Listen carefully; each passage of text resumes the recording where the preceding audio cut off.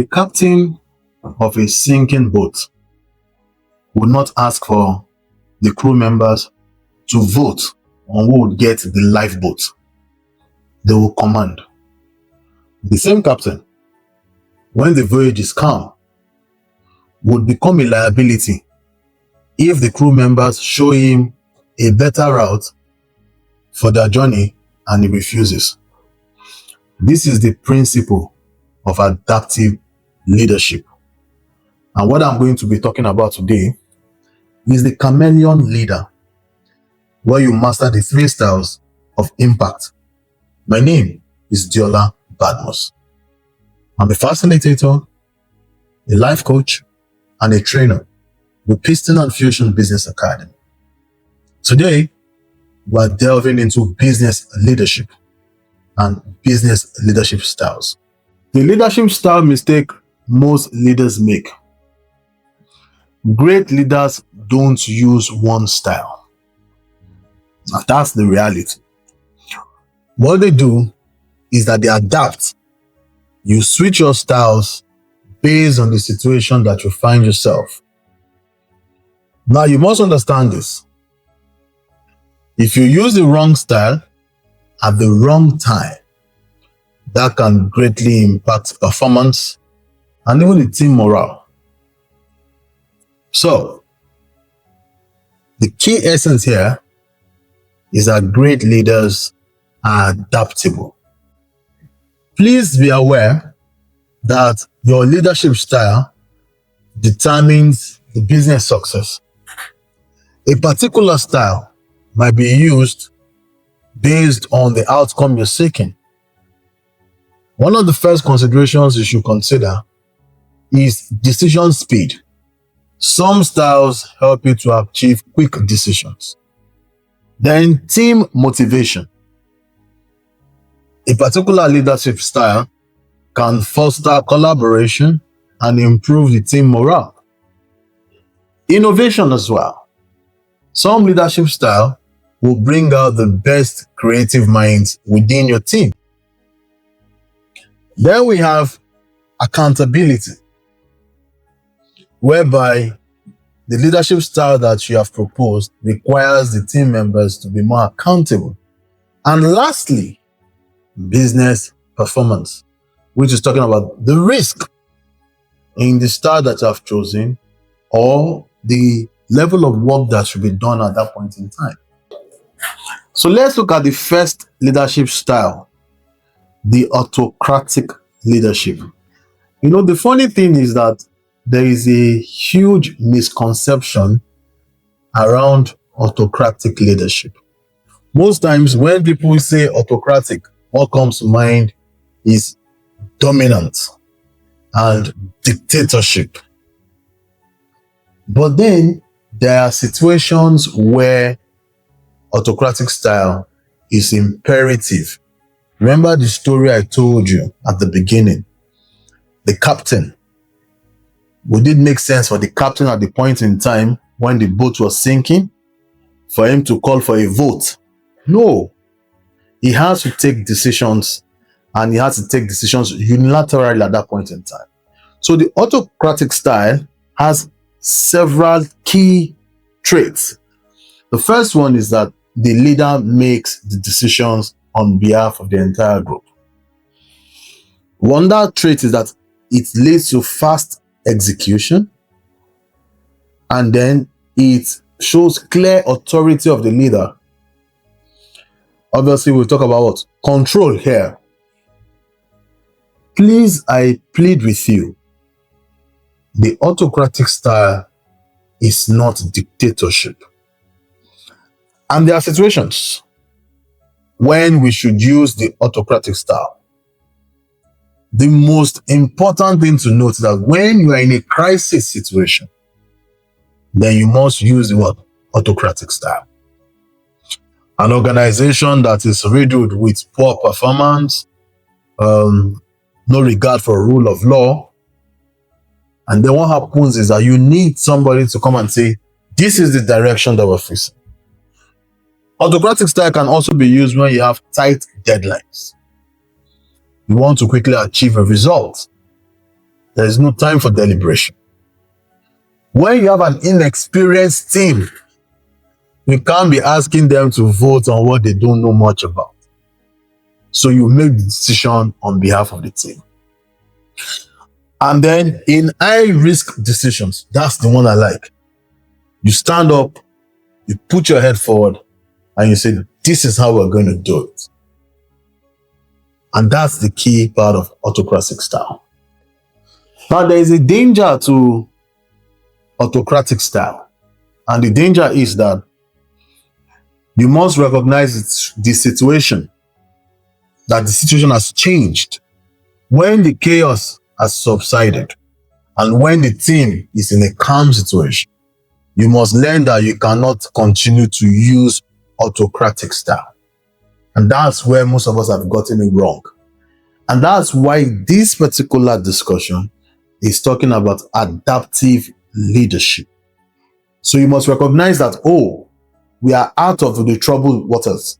And then we can then now look at what other leadership styles we can use. The second leadership style is the democratic leadership. I'm sure you're saying to yourself, yes, this is the best. Well, it has its pros and also its what? Its cons. By the word democracy, we are talking about what? Collaboration. And what we're saying here is that this leadership style would gain consensus from the team members, and then we make decisions. So decisions are made by both the leader and the team members.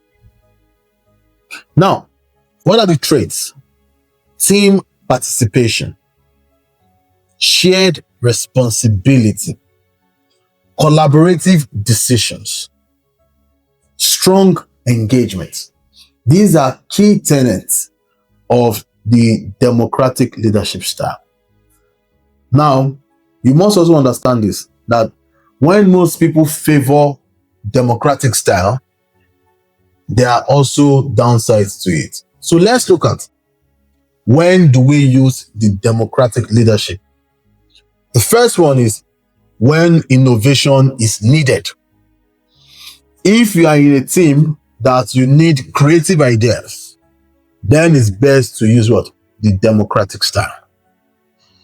When we have complex problems and then we want to solicit solutions from different stakeholders, the popular Yoruba adage will say,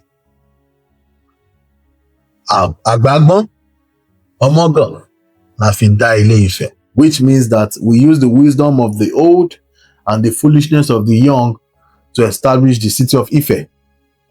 And that is collaboration. You're bringing team members together.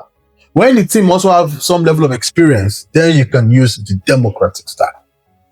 And then we have what? Strategic decisions. However, there are limitations to democratic style. It is time taking. It is time taking because you would have to spend a lot of time for people to give what? Consensus. So you could come at a situation where you have tight deadlines and you don't have time to vote. Does that make sense to us? Fantastic. The third style, I'm not sure of the pronunciation because it's a French word. So I've always called it laissez-faire leadership. For the purpose of not pronouncing it again, I'll call it LF. Thank you.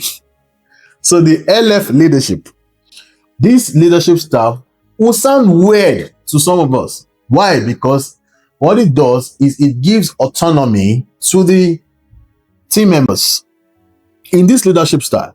So what we do is that we give the team members the autonomy to make decisions, and the leader is not so involved. Somebody will say, if you do that now with Gen Zs, now they won't do anything.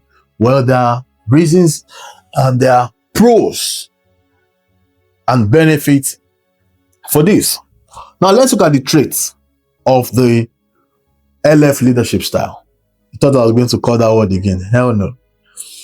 High autonomy. That means the team members have a high degree of authority that they can make their own decisions. It is also oriented with what we call trust-based leadership. Minimal supervision from the team lead. And please note, we only use this when the team has a high level of experience. Expert-driven teams. So when is the best time to use the LF leadership? When you have highly skilled professionals or creative teams, design teams, developers, research and development teams, or you are talking about senior leadership, C-suite executives, individuals that have high level of experience and many years of experience on the job. You can't start controlling them and directing them. So you have to tap into their experience and give them the freedom to make their own decisions. However, there comes to the word autocratically. The LF leadership style. Pardon me. However, there comes to the LF leadership style. And one of it is, it could be chaotic because you have too many people trying to make a decision.